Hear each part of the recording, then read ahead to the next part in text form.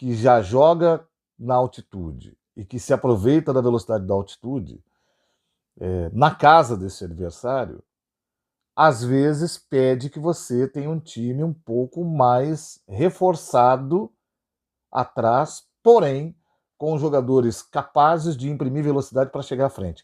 De certo modo, é um pouco o que o Crespo fez quando ele entra com o Rigoni e não entra com o Rodriguinho na meia, entra com Pablo Maia, Marcos Antônio e Bobadilha. Mas o Rigoni ainda está chegando, ainda não está funcionando bem.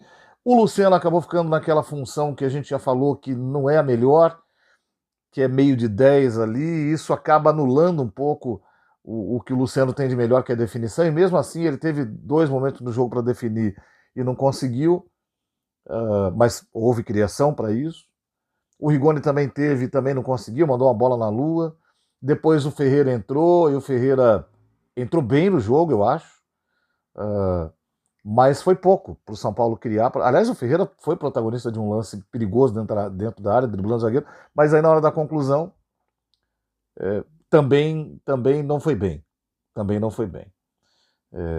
Então o saldo que fica é de um resultado bastante perigoso, e o São Paulo vai ter que subir, remar, cara, escalar uma montanha muito difícil. Muito difícil. Porque a gente não pode esquecer que tem Campeonato Brasileiro, a gente não pode esquecer que o São Paulo termina a rodada em 7º lugar, porque ele tem jogos a mais, e aí times que têm jogos a menos venceram, e ele acabou. E times que estavam sem jogar, jogaram para colocar a tabela em dia. Então, o São Paulo não vai cair, mas o São Paulo não pode ficar longe do grupo de classificação para a próxima Libertadores. Porque quando você não vence a Libertadores, você tem a obrigação de estar na próxima Libertadores. Times gigantes têm que estar na Libertadores todos os anos.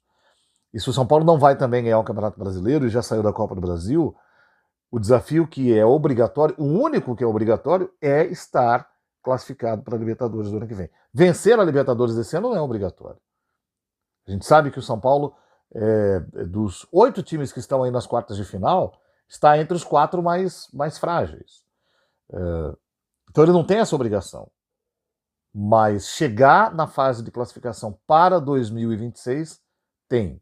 E para isso precisa olhar para o Campeonato Brasileiro. E o que tem no Campeonato Brasileiro? O Santos no domingo na Vila.